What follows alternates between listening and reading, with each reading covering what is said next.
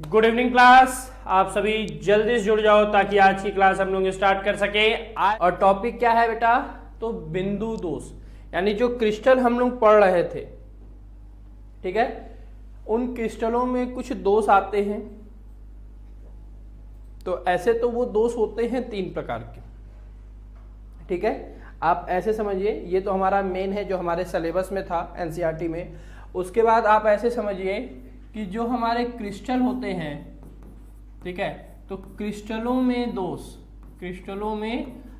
अगर हम क्रिस्टलों में दोष की बात करें तो जो हमारा क्रिस्टलों में दोष होता है वो 3 प्रकार का होता है बेटा ना। क्रिस्टलों में दोष जो है वो 3 प्रकार से होता है, ठीक। कौन कौन सा? तो सबसे पहला होता है बेटा बिंदु दोष, जो कि हमारे सिलेबस में है, ठीक है, बिंदु दोष। दूसरा होता है बेटा तल दोष, और तीसरा होता है रेखीय दोष, ठीक है, रेखीय दोष। तो बिंदु दोष, तल दोष और रेखीय दोष होता है, जिसमें हम लोगों को पढ़ना क्या होता है बेटा? बिंदु दोष पढ़ना होता है, जिसको हम इंग्लिश में क्या कहते हैं बेटा? Point defect. पॉइंट डिफेक्ट क्या बोलते हैं? पॉइंट डिफेक्ट, जो कि हमको पढ़ना होता है। तो इस पॉइंट डिफेक्ट के बारे में अगर हम बात करें तो यहाँ पर आप देख रहे हो कि जो हमारा बिंदु दोष है वो बिंदु दोष 3 भागों में बांटा गया है। बिंदु दोष को पुनः 3 भागों में बांटा गया है। कौन कौन सा? एक तो स्टैचियोमेट्री दोष क्या होता है वो हम समझेंगे, ठीक। दूसरा आप देख रहे हो नॉन स्टैचियोमेट्री दोष, स्टैचियोमेट्री और नॉन स्टैचियोमेट्री। तीसरा होता है हमारा बेटा अशुद्धता दोष। तीसरा क्या होता है? अशुद्धता दोष। तो ये तीनों क्या होते हैं वो हम समझेंगे। फिर आप देख रहे हो कि स्टैचियोमेट्री में 2 हैं बेटा, एक है शॉटकी दोष, एक है फ्रैंकल दोष, ठीक। फ्रैंकल है और क्या है? शॉटकी है, ठीक। उसके बाद नॉन स्टैचियोमेट्री में है बेटा एक धातु अधिकता दोष और एक है धातु की कमी दोष या धातु न्यूनता दोष भी आप इसको कहते हो, ठीक है। तो इनके बारे में हम लोगों को देखना है। तो सबसे पहले तो आप ये समझ लो कि ये स्टैचियोमेट्री और नॉन स्टैचियोमेट्री दोष क्या है। अशुद्धता तो अपने नाम से ही क्लियर है। अशुद्धता मतलब इसमें कुछ अशुद्धि मिला दी जाएगी। किसमें? क्रिस्टलों में। तो जब क्रिस्टलों में अशुद्धि मिलाई जाती है तो अशुद्धता दोष उत्पन्न होता है, ठीक है। लेकिन बात हमारी आती है कि स्टैचियोमेट्री दोष और नॉन स्टैचियोमेट्री दोष क्या होते हैं। तो स्टैचियोमेट्री दोष क्या होता है बेटा? तो बहुत ध्यान समझिएगा इसको, यहीं पर बहुत ज्यादा डिटेल में नहीं ले जाएंगे क्योंकि आपके सिलेबस में है नहीं, बट शॉर्ट में हम लोग इसको जान लेंगे कि ये क्या होता है, ठीक है। तो स्टैचियोमेट्री दोष क्या होता है? तो क्रिस्टलों का ऐसा दोष, ठीक है, क्रिस्टलों में या क्रिस्टलों का ऐसा दोष जिसमें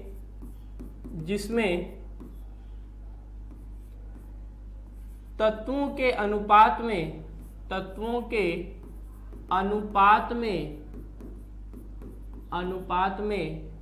कोई परिवर्तन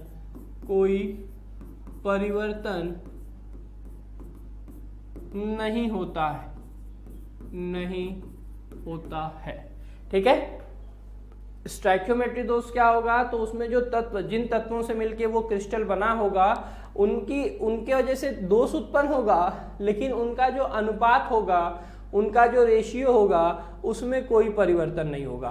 तो ऐसे दोष जिसमें स्टैचियोमेट्री में कोई परिवर्तन नहीं होता है उसको हम शॉटकी और फ्रैंकल, यानी स्टैचियोमेट्री में शॉटकी और फ्रैंकल समझेंगे आगे। और नॉन स्टैचियोमेट्री में क्या हो जाएगा बेटा? तो सारी चीजें वही रहेंगी, बस क्या हो जाएगा कि इसमें आप याद रखेंगे कि अनुपात जो होता है, किसका अनुपात? तो तत्वों का जो अनुपात होता है वो क्या हो जाता है बेटा? वो बदल जाता है। तत्वों का अनुपात जो है वो बदल जाता है। तो अगर तत्वों के अनुपात में परिवर्तन हो जा रहा है तो वो नॉन स्टैचियोमेट्री दोष आएगा, जिसमें हम 2 पढ़ेंगे, धातु अधिकता और धातु न्यूनता या धातु कमी दोष, ठीक। और तीसरा है अशुद्धता दोष, ठीक है। अशुद्धता दोष में क्या होगा?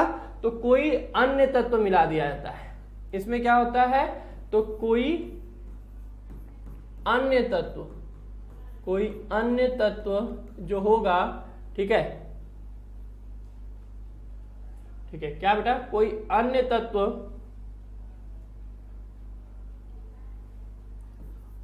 तत्व मिला देते हैं। ठीक, कोई अन्य तत्व मिलाने पे अगर कोई दोष उत्पन्न होता है तो उसे हम क्या कहेंगे, अशुद्धता दोष कहेंगे। फिर से बिंदु दोष क्या होता है, तो बिंदु दोष, अच्छा सबसे पहले तो ये बात कर ले कि बिंदु दोष की बात करें तो अभी मैं उसको आगे समझाऊंगा। तो बिंदु दोष में स्टैक्योमेट्री दोष, तो स्टैक्योमेट्री दोष में क्या होता है, जिसमें क्रिस्टलों का ऐसा दोष जिसमें तत्वों के अनुपात में कोई परिवर्तन नहीं होता है उसे हम कहेंगे स्टैक्योमेट्री। जिसमें अनुपात में परिवर्तन हो जाता है, अनुपात बदल जाता है, वो नॉन स्टैक्योमेट्री। और जिसमें कोई अन्य तत्व ऐड कर दिया जाता है वो आपका क्या होता है बेटा, अशुद्धता दोष होता है।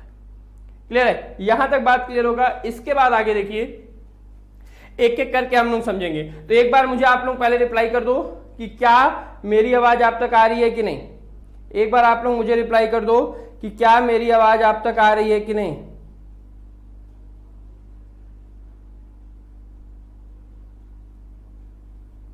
जल्दी से बेटा।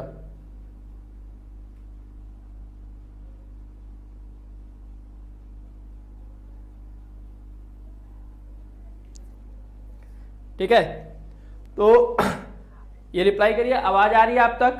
ठीक है, तो आवाज आ रही है तो फिर से देखिए, दो हम लोग पढ़ेंगे, शॉटकी और फ्रैंकल। ठीक है, पहले हम लोग क्या देखेंगे, शॉटकी और फ्रैंकल देखेंगे। तो शॉटकी दोष क्या होता है, सबसे पहले हम लोग किस पे बात करेंगे बेटा, कि शॉटकी दोष किसे कहते हैं, शॉटकी दोष। ठीक है, तो शॉटकी दोष क्या होता है बेटा, तो बहुत ही ध्यान से समझिएगा। इसमें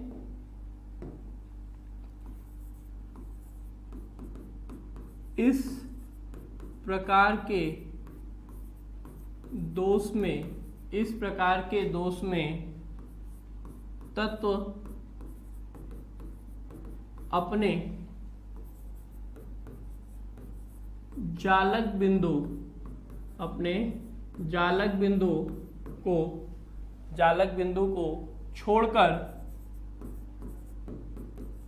बिंदु को छोड़कर पूरी तरह से बाहर चले जाते हैं,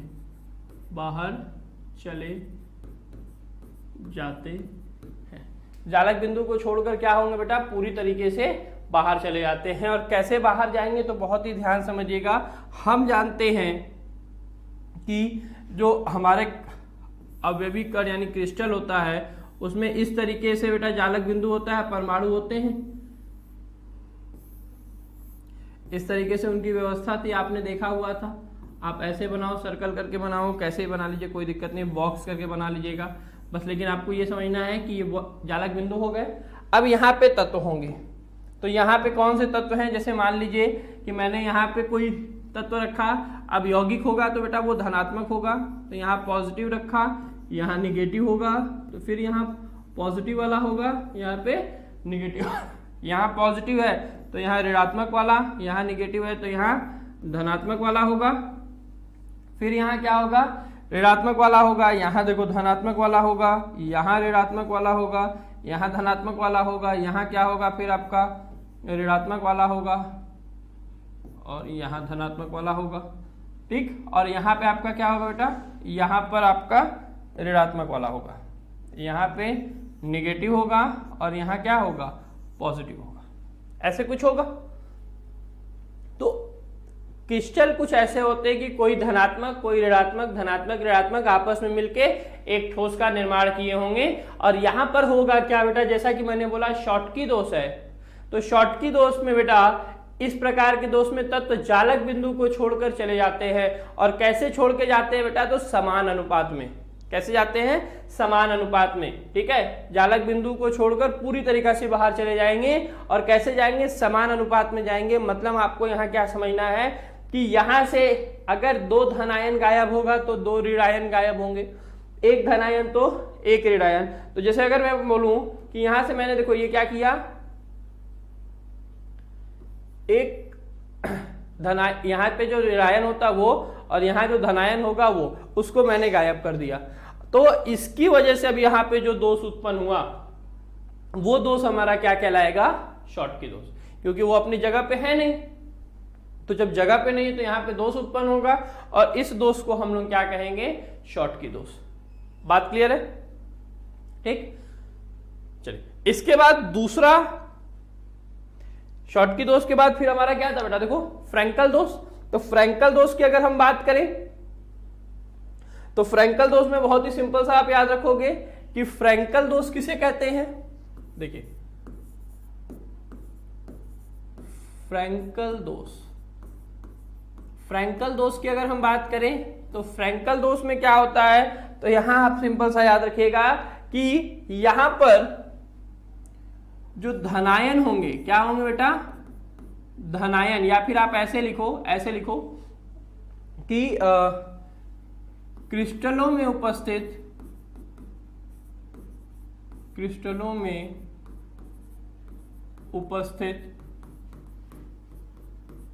धनायन, ठीक है, जो पॉजिटिव आयन होंगे, ठीक है, धनायन अपने स्थान को छोड़कर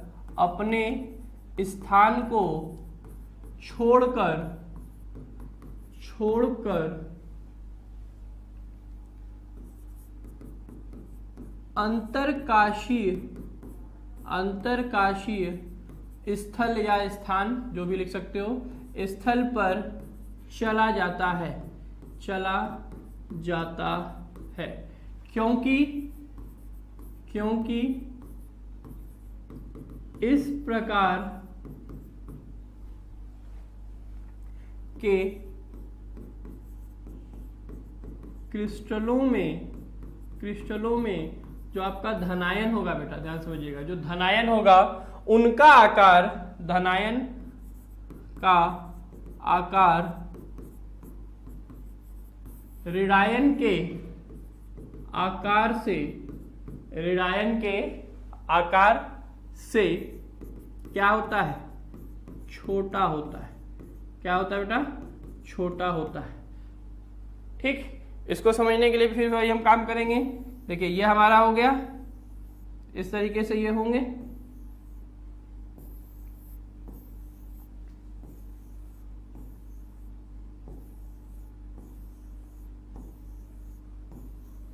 इस तरीके से। यहां पे हमारा देखो, यहां पे हमारा positive negative positive negative negative, यहाँ पे पॉजिटिव होगा, फिर निगेटिव, फिर पॉजिटिव पॉजिटिव निगेटिव पॉजिटिव और निगेटिव। यहाँ पे देखो क्या होगा? पॉजिटिव होगा। तो ये ऐसा क्रिस्टल होता कुछ, लेकिन यहां पर क्या है फ्रैंकल दोष में कि वो अपने जालक बिंदु को छोड़कर, क्या छोड़कर बेटा?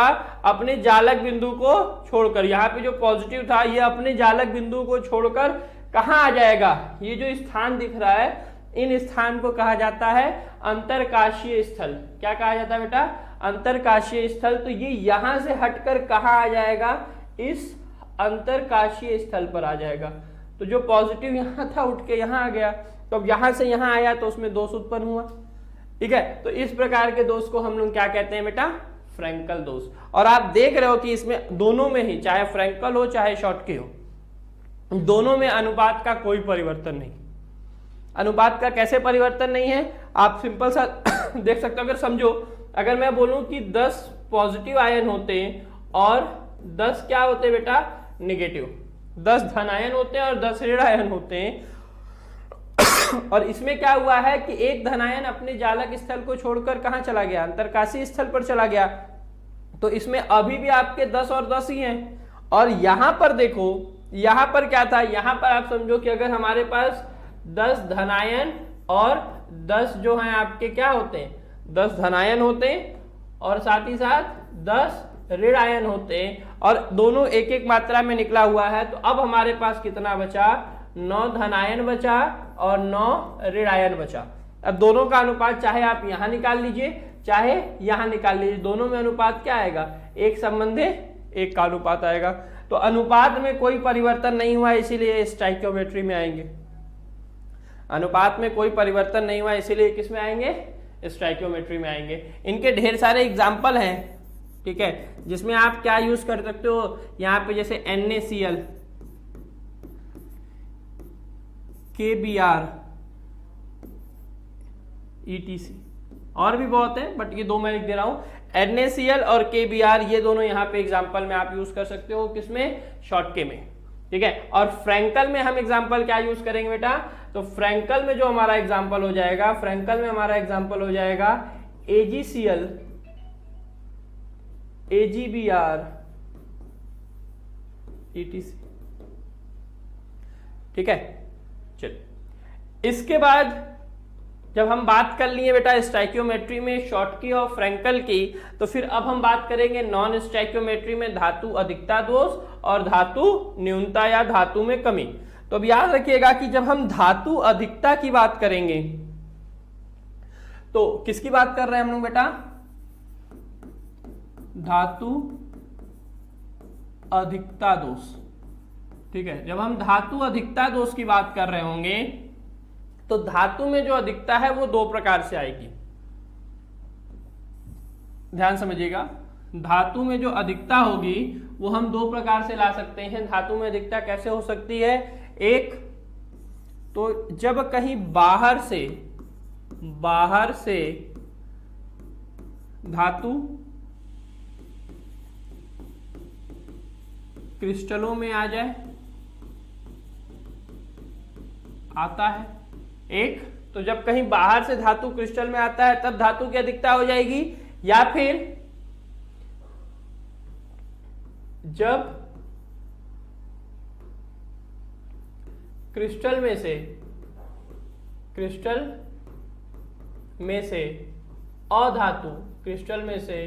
अधातु बाहर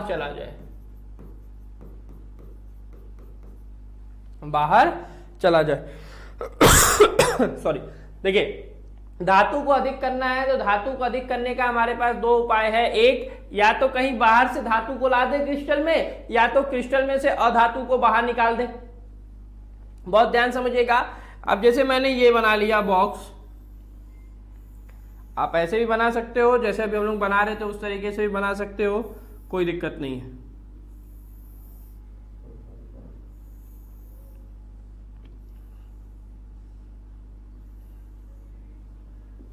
अब देखो ये क्रिस्टल हो गए जहां पे होंगे, क्योंकि कुछ बुक में आप देखोगे तो ऐसे दिया होगा, कुछ बुक में आपको इस तरीके से दिया, नॉर्मल दिया हुआ है। तो अब धातु, तो धातु आप जानते हो बेटा, धातु के ऊपर धनावेश होता है। धातु है तो धातु के ऊपर क्या होगा, धनावेश होगा, और अधातु के ऊपर ऋणावेश होगा। तो ऐसे समझो ये धनावेश ऋणावेश का कॉम्बिनेशन हो गया। तो यहाँ पे आपका क्या बनाएंगे हम लोग, यहाँ पे आ जाएगा ऋणावेश, यहाँ पे धनावेश आएगा, फिर यहाँ पे ऋणावेश। एक मिनट,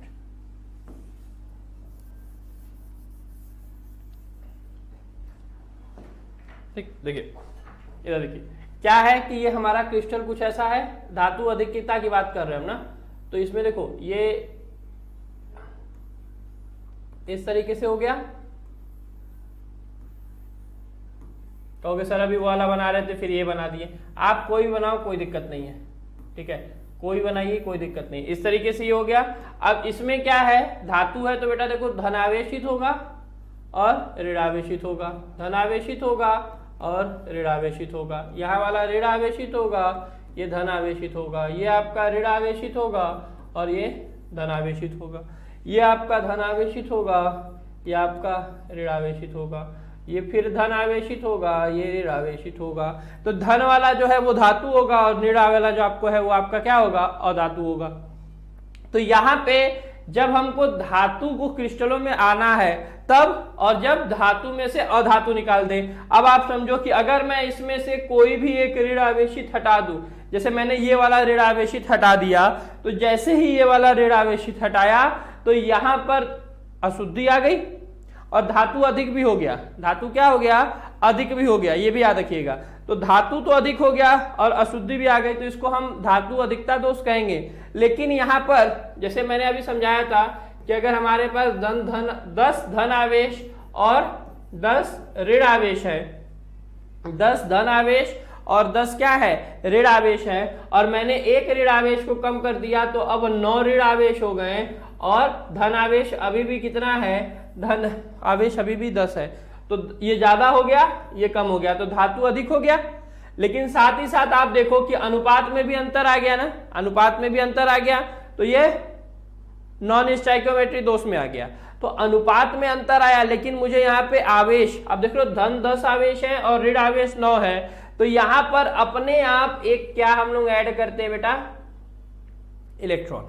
यहां क्या ऐड कर देंगे, इलेक्ट्रॉन। ये इलेक्ट्रॉन क्यों जोड़ा जा रहा होता है, तो ये इलेक्ट्रॉन जोड़ा जा रहा होता है कि जो एक पॉजिटिव चार्ज यानी धन आवेश बढ़ रहा है उसको बराबर करने के लिए यहां पर एक ऋण आवेश जोड़ दिया जाता है। क्लियर है? तो ये हो गया आपका जब क्रिस्टलों में अधातु बाहर चले गए, अधातु बाहर गया और वहां पे एक इलेक्ट्रॉन आ गया, तो चार्ज भी बराबर और अशुद्धता भी बन गई। अच्छा, इसी में यहीं पे देखिएगा, मैं इसी में बना रहा हूं, जिसको ही करना होगा ये स्क्रीनशॉट ले लोगे इसका आप लोग डायग्राम के लिए, ठीक है। चलिए, इसके बाद देखो यहां पे निगेटिव था, अब जब बाहर से कोई धनावेश आ जाए तो धनावेश का आकार छोटा होता है, अभी हम लोगों ने पिछले में देखा छोटा सा होता है, तो वो कहां आ जाएगा, अंतरकाशीय स्थल पर आ सकता है। तो जैसे इस स्थल पर आ गया एक धनावेश, तो अब धनावेश बड़ा ज्यादा हो गया, अब धनावेश आया तो फिर एक प्लस चार्ज बढ़ाना है, एक प्लस चार्ज बढ़ा है, तो अब चार्ज को बराबर करने के लिए इसी में अंतरकाशीय स्थल पर आपका क्या आ जाता है, एक तो इलेक्ट्रॉन आ जाता है, और जब इलेक्ट्रॉन आता है तो वो चार्ज और ये चार्ज आपका उदासीन हो जाता है। तो यहां पर भी देखो धनावेश आ गया तो धनावेश की अधिकता हो गई, और यहां पे ऋण आवेश चला गया था तो ऋण आवेश की, धनावेश की फिर भी अधिकता हो गई थी। क्लियर है? चलिए, उसके बाद अगला जो प्रकार है हमारा, अगला प्रकार कौन सा है बेटा, आपने देखा है कि धातु न्यूनता दोष या धातु में कमी, धातुओं में की कमी। अगर किसी क्रिस्टल में धातुओं की क्या आ जाए बेटा, कमी हो जाए, धातुओं की कमी, तो धातुओं की कमी या धातु की न्यूनता की वजह से जो दोष होता है, तो धातु की कमी दोष या धातु न्यूनता दोष, जो भी आप लोग कह लो, दोनों कह सकते हो। तो धातु न्यूनता दोष में क्या होता है बेटा, तो कुछ ऐसे यौगिक हमारे प्रकृति में पाए जाते हैं जिनकी बनावट में पहले से ही दोष होता है, जिसका सबसे सिंपल सा एग्जांपल हमारे पास है, उसी को मैं अभी समझाऊंगा यहाँ पे। जिसका सबसे सिंपल एग्जांपल है FeO, आयरन ऑक्साइड। हम लोग FeO का फॉर्मूला ऐसे लिखते हैं, बट एक्चुअल में जो इनका कंपोजिशन होता है, यानी ये जो FeO बने होते हैं, इनमें क्या होता है, इनका जो फॉर्मूला होता है बेटा वो होता है Fe0.98O। क्या होता है, Fe0.98O, और ये 0.98 को हम अप्रॉक्स 1 मान के फॉर्मूला FeO लिख देते हैं। तो 0.98 होने का मतलब ये है कि अगर हम दोनों का 100 का एवरेज ले रहे होंगे, तो अगर ऑक्सीजन 100 होगा आयरन ऑक्साइड में, अगर ऑक्सीजन 100 होगा तो आयरन कितना होगा, खाली 98 होगा, 2 आयरन मिसिंग होंगे। बात समझिएगा, तो धातु की कमी हो गई ना, लेकिन ये एग्जिस्ट करता है क्रिस्टल फॉर्म में, तो आयरन ऑक्साइड हमारा एग्जिस्ट करता है, लेकिन क्या हुआ, धातु की कमी हो गई। कैसे कमी हो गई, तो ये इनका जो नेचर में पाए जाने की स्थिति है वो यही होती ही है। आयरन ऑक्साइड हो गया, आयरन सल्फाइड हो गया, इन सब प्रकृति में इसी रूप में पाए जाते हैं, जिनका आयरन धातु का जो अनुपात होता है वो 10 में होता है थोड़ा सा, अब बहुत ज्यादा अंतर नहीं होता है, इसीलिए Fe0.98 को हम Fe मान सकते हैं। बात समझ में आ रही है? चलिए, अब इसका जब हम स्ट्रक्चर देखेंगे तो इसके स्ट्रक्चर का कॉन्सेप्ट समझिए कि ये हमारे पास कुछ ऐसा होगा। देखो बेटा, ये हमारे पास कुछ इस तरीके से क्रिस्टल होंगे। किसके क्रिस्टल होंगे बेटा, तो आयरन ऑक्साइड के। किसके क्रिस्टल होंगे बेटा, आयरन ऑक्साइड के। ये चीज आप लोग ध्यान रखिएगा, इसको ना भूलें कि हम यहाँ, क्योंकि यहाँ पे 2 ही 3 गिने चुने हैं जिसमें आप लोगों को आयरन ऑक्साइड समझना है। आयरन सल्फाइड भी है, लेकिन एनसीईआरटी में खाली आयरन ऑक्साइड दिया हुआ है। तो आयरन ऑक्साइड है, तो आप अगर मैं पूछूं कि जो आयरन ऑक्साइड होता है इनके ऊपर आवेश क्या होगा, तो आप सबको मालूम है कि Fe के ऊपर 2+ चार्ज और ऑक्सीजन के ऊपर 2- चार्ज होता है। तो इसमें वही होंगे कुछ ऐसा, देखो Fe 2+, ऑक्सीजन 2-, एक में आपका Fe2+, oxygen to minus, Fe2+, ठीक, oxygen 2 minus, Fe2+, oxygen 2 minus, फिर देखो Fe2+, ऑक्सीजन 2 माइनस, उसके बाद फिर वही होगा आपका Fe2+, ऑक्सीजन 2 माइनस, यहां पर भी Fe2+ होगा, ऑक्सीजन 2 माइनस, Fe2+, यहाँ पे देखो oxygen 2 minus, Fe2+, oxygen 2 minus, Fe2+ और ऑक्सीजन 2 माइनस, ये कुछ ऐसा होता। लेकिन दोष है तो दोष होने की वजह से क्या होता है कि यहां से आप समझिए कि ये जो एक Fe है, ये एक Fe अपनी जगह से हट गया, यहां वाला एक Fe अपनी जगह से हट गया, ऐसे समझिए। तो Fe अपनी जगह पर नहीं है और Fe अपनी जगह पर नहीं है, बाकी सारी चीजें हैं, ऐसा नहीं कुछ है। तो जब आपका बेटा Fe अपनी जगह से हटा है तो दोष आ गया, Fe अपनी जगह से हट गया। कितने Fe हटते हैं बेटा? तो 2 हटाओ, 4 हटाओ, उससे कोई दिक्कत नहीं। तो मान लेते हैं हमने 2 ही हटाया, हमने कितना हटाया? 1 हटा दिया, चलो 2 की जगह 1 ही Fe हटाया। तो जैसे ही आप 1 Fe हटाते हो तो होता क्या है, दोष तो उत्पन्न हो गया। यहाँ पे 2 का केस था, लेकिन अब हम 100 बताने नहीं जा रहे हैं, इसीलिए इतने में आप समझो कि यहां से अगर 1 Fe हटा तो बाकी तो सब चीजें ठीक है, लेकिन ऋण आवेश की संख्या बढ़ जाएगी। और आप सबको मालूम है, तो यहाँ पे देखो ये बहुत थोड़ा ध्यान समझने वाली चीज है। यहाँ पर क्या होता है, आप जानते हो कि Fe के ऊपर 2+ भी होता है और Fe के ऊपर 3+ भी होता है।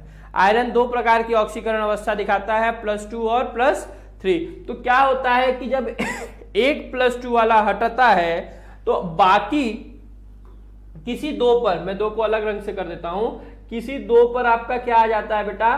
तो 3+ चार्ज आ जाता है। 2 तो रहेगा ही, 1 एक्स्ट्रा हो जाएगा। तो जैसे 1 इस पर आ गया और 1 यहां वाला हटा था तो 1 इस पे आ गया, देखो 1 इस पे 3+ कर दिया, तो आवेश भी संतुलित हो गया और ये भी आपका बराबर हो गया। तो इसकी वजह से ये जो दोष होता है इसको क्या कहते हैं? धातु की कमी या धातु न्यूनता दोष, ठीक है, क्योंकि इसमें देखो धातु कम है लेकिन बाकी सारी चीजें आपकी बराबर है। फिर समझिएगा कि जब आयरन अपनी पोजीशन से हटा होगा तो एक आयरन के ऊपर 2+ चार्ज होता है, लेकिन कुछ आयरन जो होते हैं वो +3 भी रखते हैं। तो वो जो 2 आवेश होगा वो आसपास के आयरनों के ऊपर डिस्ट्रीब्यूट हो जाता है, चला जाता है, जिसकी वजह से वो क्या हो जाते हैं बेटा? आवेश संतुलित हो जाता है। इसीलिए ये यौगिक जो है वो उदासीन होता है, ठीक है। आपने कभी ये नहीं देखा होगा कि FeO2+, ये नहीं आता है। क्यों? 2- ज्यादा है, लेकिन ये दिखाता नहीं है। क्यों? क्योंकि आपस के Fe के 2 पे आपका चार्ज आ जाता है, ठीक है, इसीलिए आपका क्या रहता है? न्यूट्रल रहता है, ठीक। कोई दिक्कत यहां पे नहीं ना? चलिए, इसके बाद नेक्स्ट हमको देखना है कौन सा बेटा? अशुद्धता दोष। इसके बाद क्या देखना है? अशुद्धता दोष। तो अशुद्धता दोष में क्या है, ध्यान समझिएगा। अशुद्धता दोष, तो अशुद्धता दोष में आपको मैंने समझाया कि अशुद्धता दोष है तो इसमें क्या होगा कि इम्प्योरिटी यानी अशुद्धि मिलाई जाएगी। तो कैसे होता है? तो यहां पे समझिएगा, आपको एनसीईआरटी में दिया हुआ, आप देख सकते हो कि NaCl, किसमें बेटा? NaCl में, NaCl के क्रिस्टल में, सोडियम क्लोराइड के क्रिस्टल में जब हम SrCl2 को मिलाते हैं, स्कॉन्डियम क्लोराइड के क्रिस्टल को मिलाते हैं, तो यहां पर अशुद्धता दोष बनता है। कैसे बनता है? बहुत ध्यान समझिएगा। ये आपका क्रिस्टल,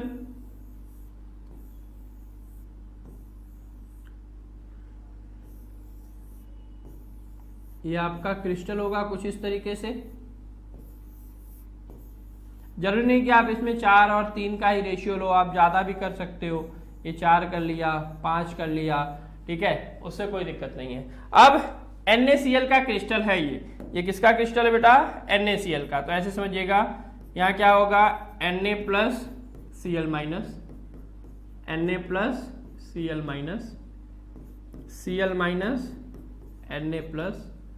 Cl-, Na+, ठीक है, यहाँ आएगा Na plus Cl minus, Na plus Cl minus, Cl minus Na plus Cl minus और ये Na प्लस, ये कुछ इस तरीके से होगा। तो जब इसके क्रिस्टल में हम क्या करेंगे बेटा, स्क्रॉन्डियम क्लोराइड मिलाएंगे, तो ये जो स्क्रॉन्डियम होता है वो Na को उसकी स्थिति से, उसके पोजीशन से हटा देता है। और अगर मैं आपको यहाँ समझाऊं तो यहाँ पर आप जान रहे हो कि यहाँ Sr के ऊपर देखो 2 प्लस चार्ज और Cl के ऊपर माइनस चार्ज है।